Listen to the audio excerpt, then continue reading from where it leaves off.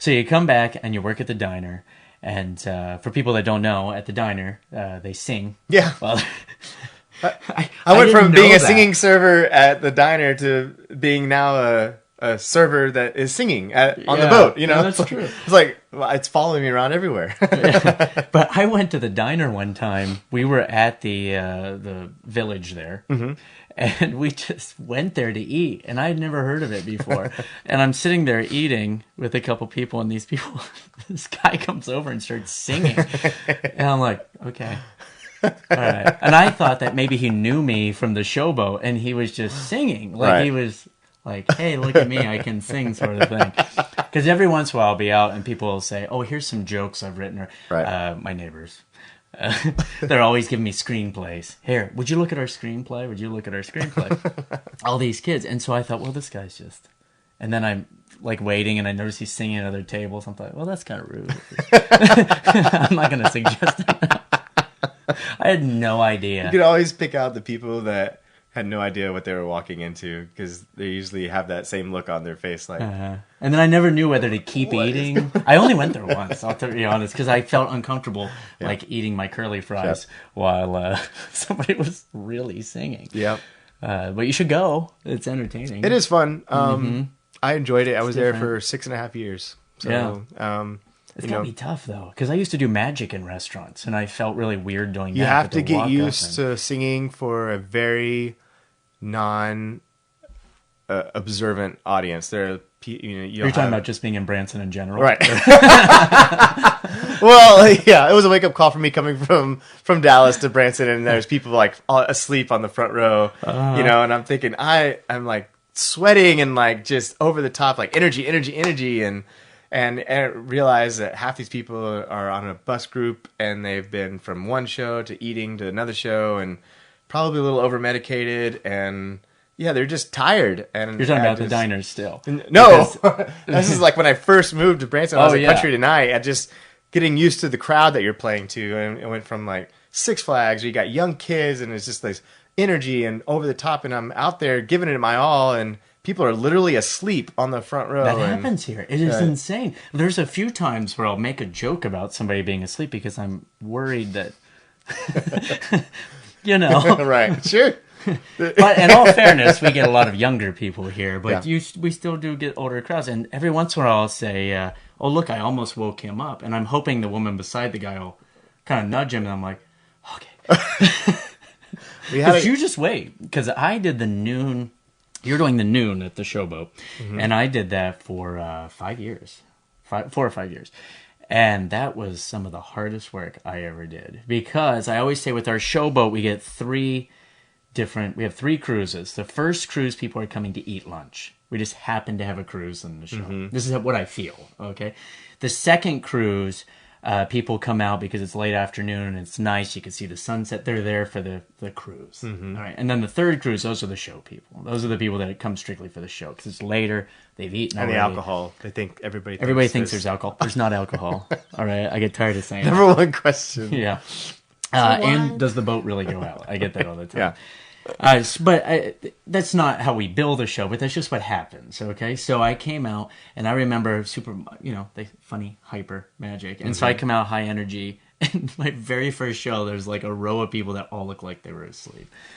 And you just have to keep going. It's you got, at the diner, you got just people who are trying to have a conversation, and it's just not the place you go to have a conversation. It's very loud, and it's very hectic. But people know...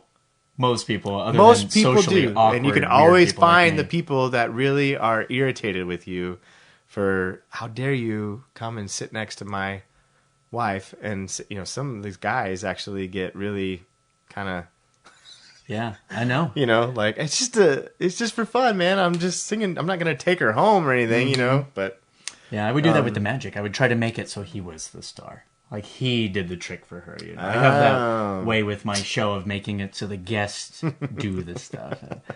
But it was tough, because one time I went out at a restaurant, worked really hard for this couple, and then I said, I hope you had a good time. And she said, not really. He just told me he wanted divorced before you came over here. Dead serious? Yes. Oh, no.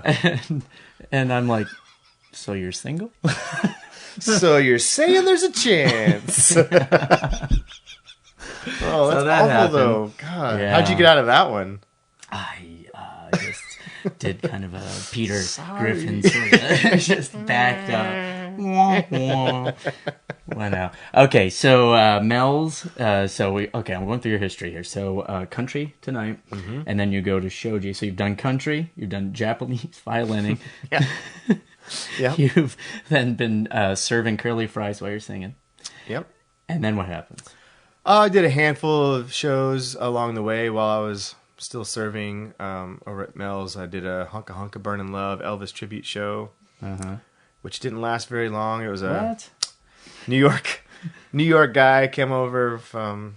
He had a couple of productions from Michigan and Florida, and wanted to try this dinner show out at the Shake It Up Club down the Oh yeah, down I the remember road. that show actually.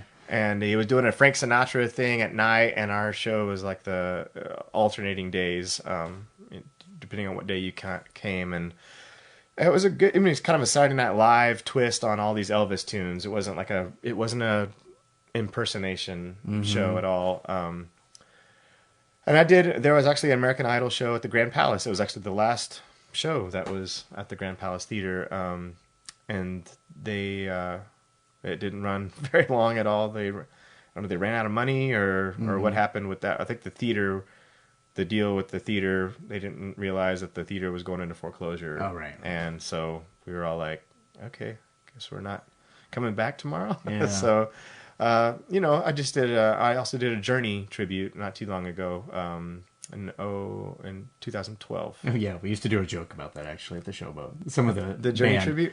they would say, "Did you hear who was opening for the Journey tribute?" Journey, that sort of thing. Yeah, that was probably my favorite show that I've done in Branson. It was I love Journey. It's like my favorite band of all time. So to get to sing their music was a real challenge, but I think Branson needed something like that, and they've been doing like Bon Jovi now, and of course they have the Eagles there, and people don't realize that our let's say even though we're trying to get younger people in Branson, we still get a lot of retired folks, and the age they were when they were in high school was about 45 years ago, let's say. Shoot, Journey's been and that's 40 years now. 70s, you know. And so people don't realize that it doesn't have to be the old 50s, 60s. Tons of people come in and that were way older, and I would just be like, almost ready to apologize for how loud and, obviously, just, you're like, I don't know, your husband probably drug you here, or something, and they were just like, that was the best show ever, you guys rocked, and they were really into it, and that was really surprised me, because then it started hitting me, like, how long Journey's been around and how the demographic is such a wide range of people that have come and really enjoyed that show. And I was sad to leave it, but it was very vocally challenging for me to do that.